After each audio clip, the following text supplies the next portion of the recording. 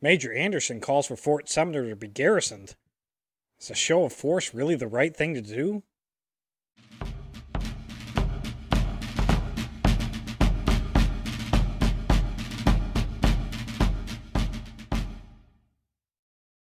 Hello and welcome to Civil War in Hindsight. I'm Lieutenant Tommy. That's my dear friend Prospector Johnny. And this week, Johnny, things have calmed down slightly. Well, thank goodness. Slightly. We're getting a little bit back to more business as usual. The week would start off on November 21st with Abraham Lincoln traveling to Chicago, Illinois to meet his Vice President-elect, Hamlin.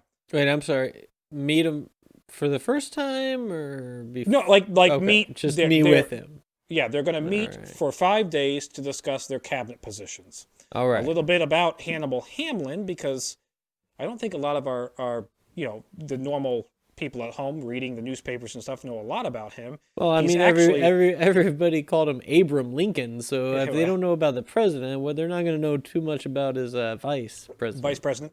Hamlin is actually a politician out of Maine, and he was specifically chosen by Lincoln for geographical reasons, but also because Hamlin had it in with some of the Democrats that weren't that weren't pro-slavery, that anti-slave. Okay. And he thought that he would allow some of those Democrats to swing over to the new Republican Party. All right, so it's a strategic pick to sway votes. Yep.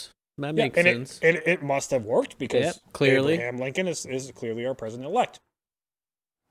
On November 23rd, this is the bulk of what we've got going on this week, there's a newly appointed Major Robert Anderson, who is in command of Fort Moultrie off the coast of Charleston Harbor. So he is now put in command of the fort. He's been there for most of this month. Okay, but he's new to it this month. New to the post. He's been there for about a month. And this is in South Carolina, where they're all up in arms up in arms. Yes.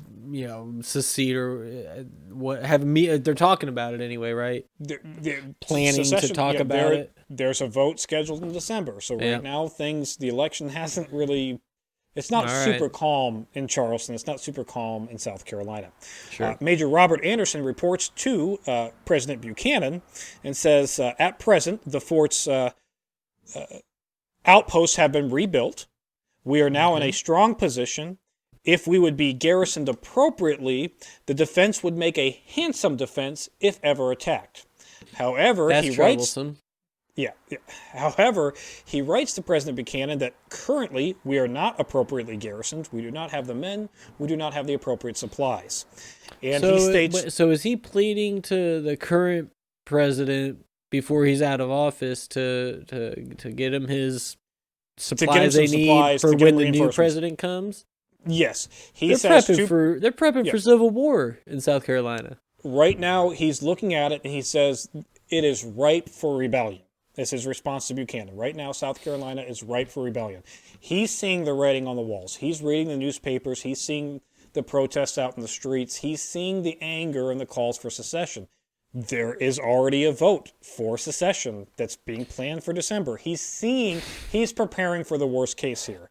He says, as of right now, our garrison is not appropriately equipped to handle an attack, and we are inviting an attack if tides were to turn, like if South Carolina secedes, if they decide that they want to take the federal fort. We are not equipped to defend ourselves at current. Please send us some reinforcements. So basically they're saying they have the structure and the forts, the positioning and everything. They're just lacking in proper like guns and equipment. Exactly. He was also noting that Fort Sumter, which is next to Fort Moultrie, is ungarrisoned at this point in time. It is still under construction and would be a viable means to defend the harbor against possible invasion or possible attack. But we need to finish the construction and we need to get it garrisoned. So he's basically asking President Buchanan, I need you to garrison Fort Moultrie, and I need you to actually garrison... To finish it. And finish Fort Sumter, which has been under construction since 1829. And I want to bring this up, 1829, because right now in our current state, the military is very ill-equipped. We don't have a very large standing army. We're not equipped. Obviously, from the fact that Fort Sumter has been under construction since 1829 and still not That's finished. Insane. We're not hurrying with anything. We've not equipped it ourselves. We've had no reason up to this point. Things have been relatively peaceful since the War of 1812 and since the Mexican invasion. We've not really had a lot of, there's no foreign pressure coming in right now, so we've not really had any real reason to build up. But right now, it looks like, at least in South Carolina, things aren't super calm, so maybe we want to pick things up just a little bit. Well, but it sounds to me like they want to pick things up in a state that wants to get out of the Union instead of beefing up the Union. In Major Anderson's defense, these are federal installations that are on the coast, like in the coastal water, so technically not on mainland, so technically not subject to, if South Carolina were to cede. Those forts are not necessarily a part of it? Yes, exactly. There's a question as to whether or not those forts would be a part of that secession. Yeah, it's that maritime law or whatever, right? Something like that? Exactly.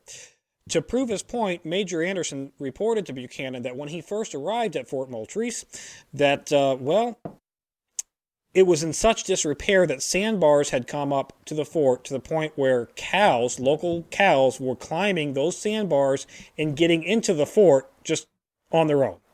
So his first from job, mainland? Yes, from the mainland.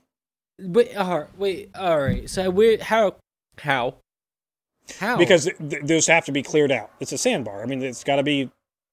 It's on the coastal shore, so it's very. Yeah, but if sand's gonna build up like that, why isn't it just a peninsula by now? They keep making it an island.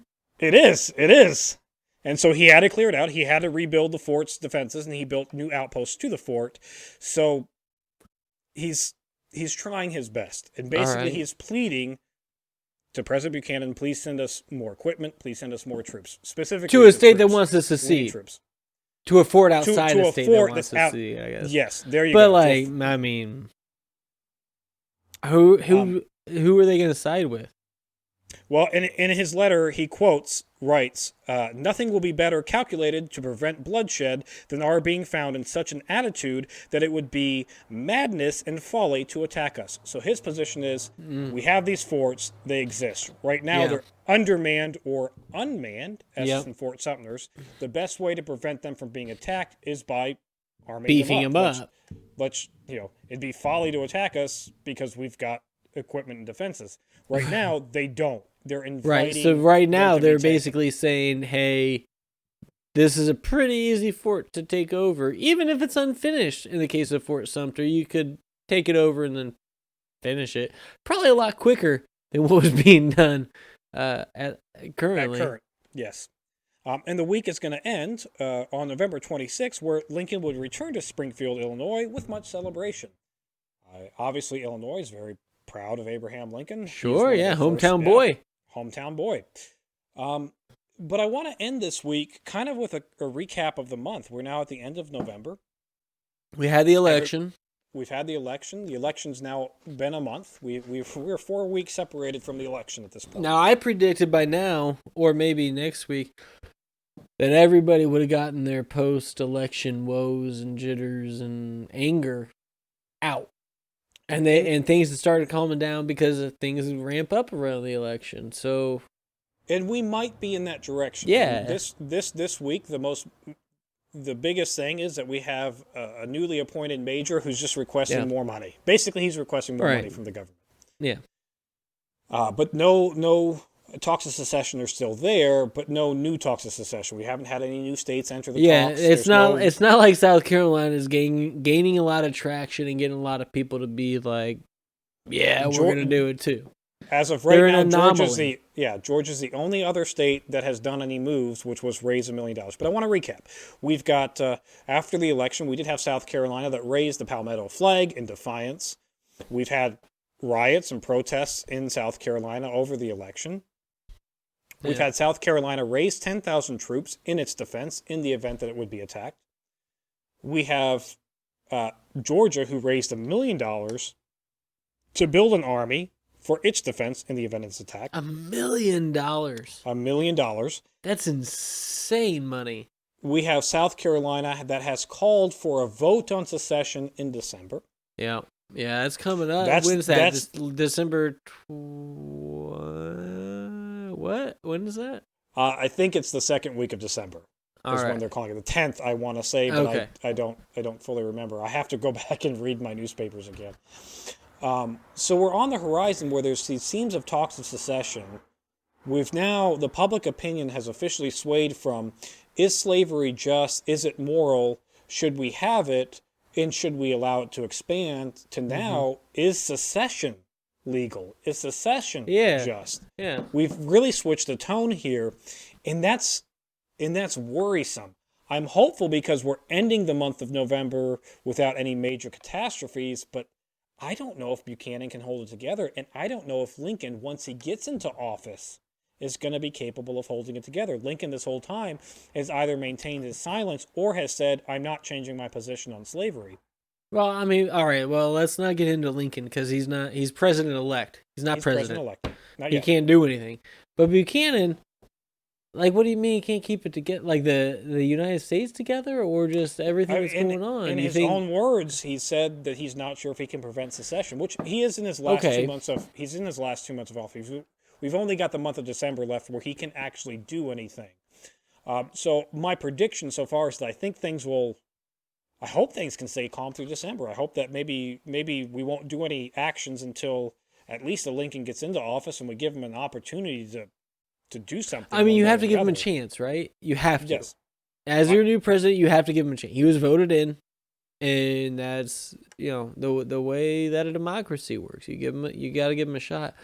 Buchanan, in the meantime, though, like, what's he gonna do? Is he gonna keep empowering sending troops to like the South, or like? Well, he's not done much of anything as of right now. He's not really sent troops. He's heard these calls. He has not sent any troops down to Major Anderson this week. I guess that's good that he's not sending troops, right? Because if he's sending troops, he's basically saying, "I'm willing to engage." He's also not outright condemning it either. His head legal advice has said that secession is essentially not legal, but there's nothing you can do about it. So right, I mean that's like suicide's not legal. Like it's I guess we're just going to be in a holding pattern and wait and see what the month of December has for us. But I'm hoping Christmas that things for calm sure. down. Yeah, I'm hoping that things calm down for Christmas. I mean, for the holidays, they gotta. Let's hope. That's it for this week in Civil War in Hindsight. Thank you for listening. Please like, share, and subscribe, and join us on our other forums of Historic Hindsight and This Week in History.